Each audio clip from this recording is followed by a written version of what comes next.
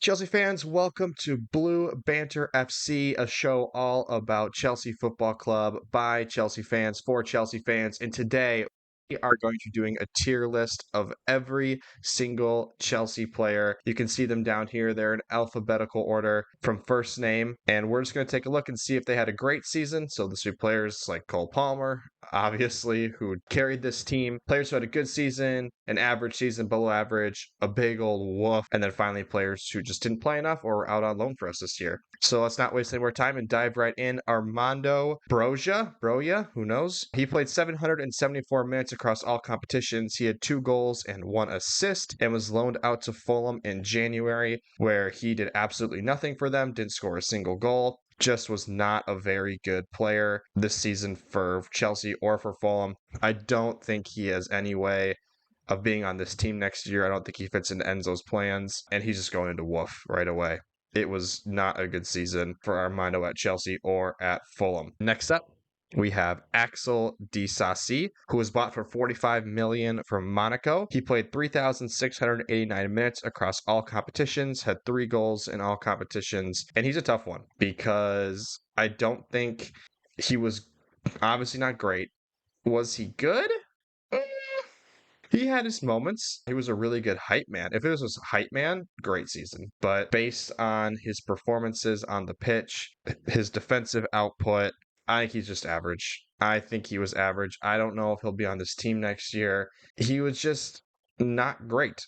He was a fine center back. I mean, the best ability is availability. And for this team this year, that was very rare to see. So the fact that he was available for most of the season arguably could throw him into good, but I think we have to keep him in average, and I think his minutes is what's probably keeping him out of below average. That game against City, though, I guess we'll remember him for that because that was an incredible match. I've never seen someone more hyped for putting a ball out of play for a corner kick than Axel was, but I think he's good to keep in average. Next up, Ben Chilwell. 1,172 minutes across all competitions, 1 assist, and 0 goals. He was also injured for some time at the middle of the season and at the end of the season. And man, it for our vice captain, it was not a great season. I don't think he's in woof. I think he just did enough to escape woof and go into below average. I think he gets sold this summer. I think that there's a market for left backs, and I think Chelsea need to capitalize and sell Ben Chilwell while we still can before there is no market for him. Because coming off of this season, if he does that next season, I don't think there's going to be any market. So Ben Chilwell below average. Hopefully he gets sold in the summer, raise some money, keep Ian Matson, and have Kukure and Matson as our left backs for next year. Next up, we have Benoit Badiashile. He played 1,665 minutes across all competitions, 1 goal, 1 assist in all comps. He's another tough one because I wouldn't say he was great. He made quite a few mistakes. One thing I forgot to mention at Disasi, he might have had the goal of the year. It was an own goal, but it was an amazing goal. But Benoit just, man, you can just think back to a few games, a few moments where he had mistakes that cost us. And I think he's still young. I think he is going to be a part of this team moving forward. So when you're young, a center back, I think mistakes are expected. But man, he just cost us some moments there. Average or below average? That is the question. If Disasi is an average, I I'll put him in average. I'll put him in average. We might circle back to that, but we'll start him in average for now. But next up, we have Carney Chukwemeka, who only played 252 minutes in all comps. He did have 2 goals and 1 assist in that time. His goal against West Ham to equalize at the end of the first half at the very beginning of the season was an incredible goal. I think Carney's a part of this team moving forward, but just not enough minutes this year. Only 252 minutes. So he's going to be our first one in not enough minutes. Next up, we have Christopher Nkunku, who we bought for 52 million from Leipzig. 514 minutes in all comps, 3 goals, no assists. He's another one where it's just not enough minutes. When he was on the pitch, he looked good. He looked strong on the ball, but just did not play enough for us. Hopefully next year, no injuries. If we play on a turf field again in the preseason, I hope to God that Enzo just keeps him off the pitch so we can have him healthy for next year. Because I think if he stays healthy for this whole year, there's some matches that we win that we otherwise didn't this year. because he was not on the pitch, and we missed a lot of big opportunities. Next up, we have Cole Palmer. Not even going to waste anyone's time here. Obviously, great season. Our player of the season. Probably should have been Premier League player of the season. Absolutely incredible. Bought for $42.5 million from Manchester City. 3,708 minutes across all competitions. 26 goals for Chelsea, plus the one he had for Man City in the Community Shield. 15 assists for a total of 41 goal contributions. He's an unbelievable player. We absolutely stole him from Manchester City for $42.5 million. Honestly, one of the best players.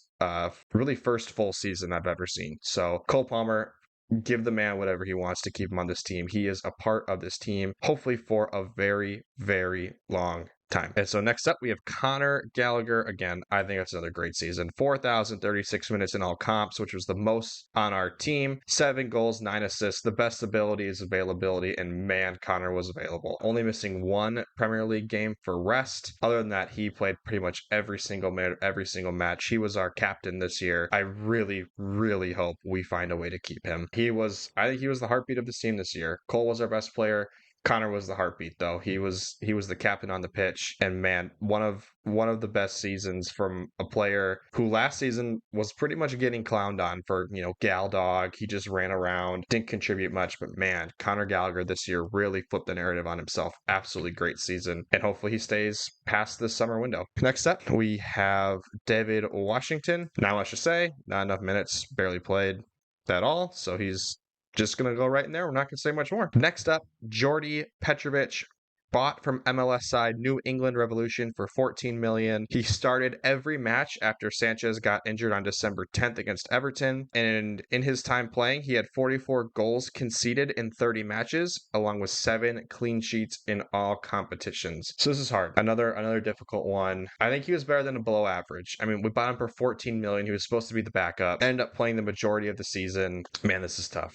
Good season or average season. I think we have to stick him in average. Like Benoit, there were just a few times where we saw him screw up, where we saw him cost us goals because of poor positioning, or especially on corner kicks, inability to catch the ball or just make basic saves. Getting beat on his near post early in the Arsenal match really hurt. So I think for what we paid for him and how young he is, Jordy Petrovic had an average season. Hopefully next season he's able to go out on loan or just continue to back up and continue to grow and develop at Chelsea, because I actually think he could be a good keeper moving forward. That shootout win against Newcastle was pretty sweet. I almost may want to put him in good, but I just think there were too many mistakes and we have to keep him in average. Next up, we have Enzo Fernandez, who played 3,093 minutes across all competitions, 7 goals, 3 assists, ended up having surgery later in the year for a hernia that he was playing through. So that's another reason why this makes it hard to judge him, because I think that the hernia clearly held him back toward the later half of the season. Beginning of the season, that opening match against Liverpool, he just controlled the game. It was incredible to watch. That's why we bought him. What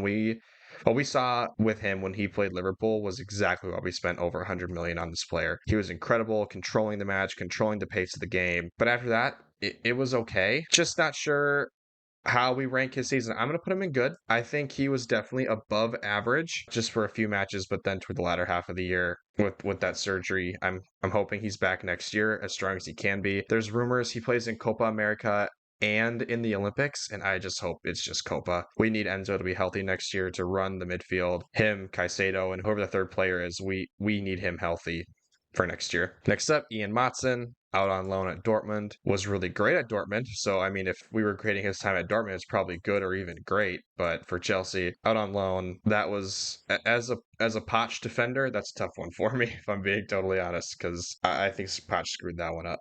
Matson was great, especially when we were really weak at left back after Chilwell and Cucurella were dealing with injuries, sending him out on loan. Not the best choice. Next up, Leslie Ugachukwu, who we bought from Rons for $23 million. 563 minutes played, just not enough. Not enough minutes. Hopefully he's a capable backup for next year, but for this year, just not enough minutes played. Next up, we have Levi Colwill with 2,433 minutes across all comps, 1 goal and 1 assist. Unfortunately, hurt toward the latter half of the year, but man, I think good season. Levi Colwill was asked to play center back. He was asked to play left back, which is not his natural position, and he filled in great. I think that Colwill's had a good season. If he plays the whole year at center back, probably a great season. Fortunately, the injury and being played opposition kind of holds him back, but definitely one for the future going forward. I'm glad we have him locked down for quite a while because I think he's going to be one of the best center backs in the Premier League moving forward. Next up, Malo Gusto, 2,472 minutes across all competitions, 9 assists. It's a great season.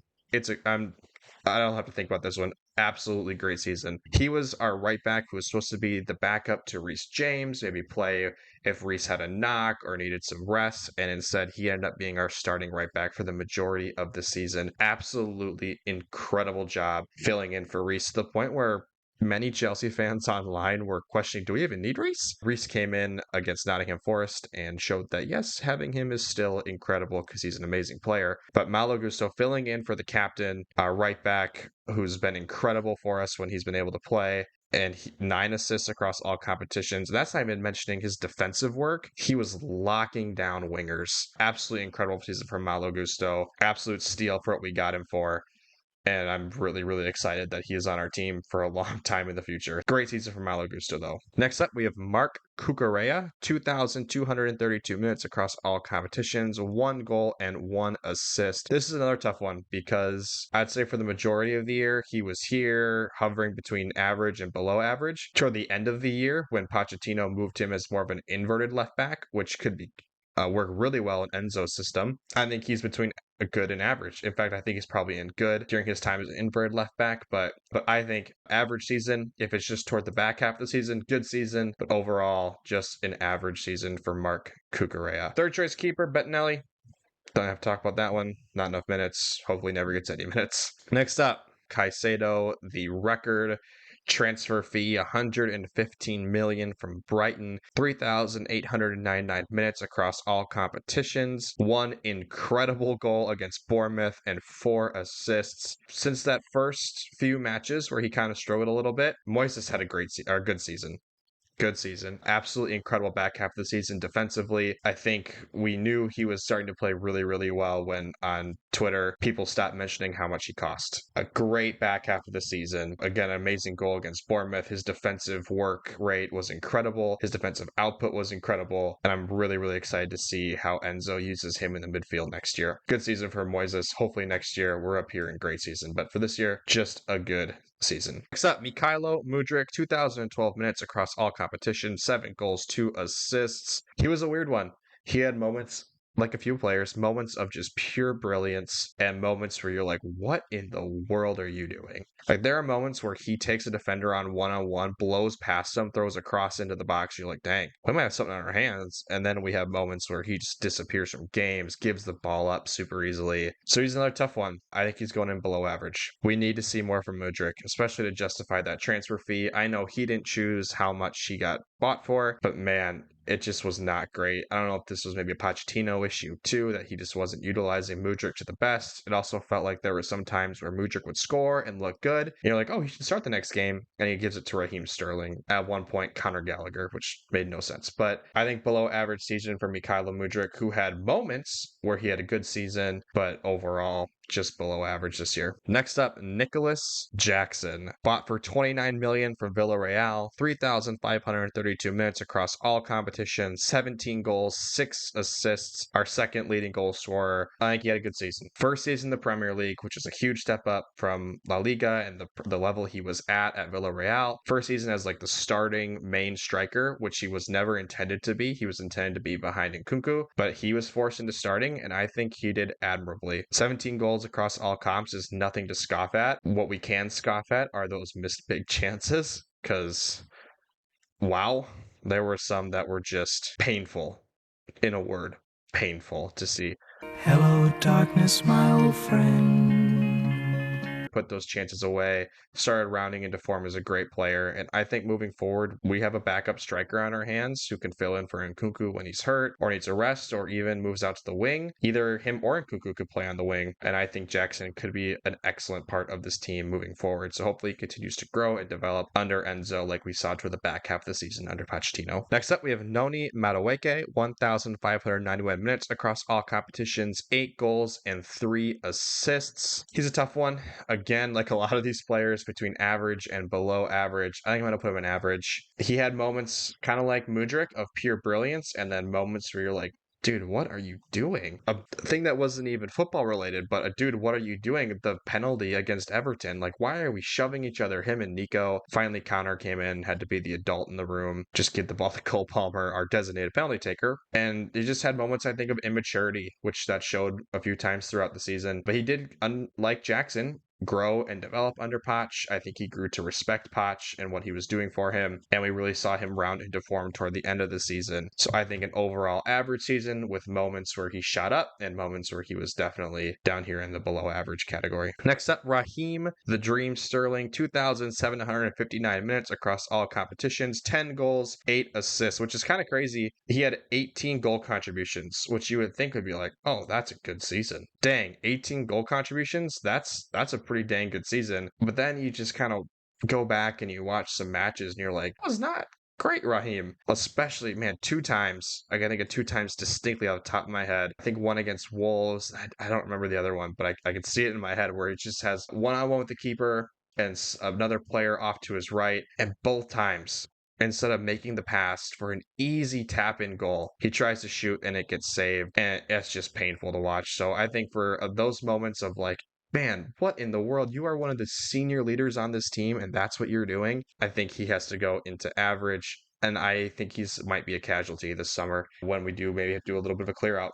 So we'll see. I think the fan base is also split on Raheem Sterling, so it'll be really interesting to see the discourse around him this summer as transfer rumors fly around. Next, we have the captain, Mr. Reece James, 481 minutes, 2 assists, and 2 red cards. Not really talking about cards for anyone else, but man, the 2 cards he got were just like, come on, you are the captain here. Like, what are you doing? And I think for that reason, this is a woof. Again, normally with that few minutes, I would put him down here with not enough minutes, but woof. Like, you are the captain of this football club, and you're getting stupid red cards. You have moments of absolute brilliance. I still think per 90, he's our best big chance creator, but just overall, just rough season for Reece James. Hopefully next year he's healthy and tones his temper down a little bit, but for this year I think we just have to put him in woof. Next up, Big Bob Robert Sanchez, bought for $20 million from Brighton this year, played in 21 matches, conceded 30 goals, 5 clean sheets. I think we're going to put him in average.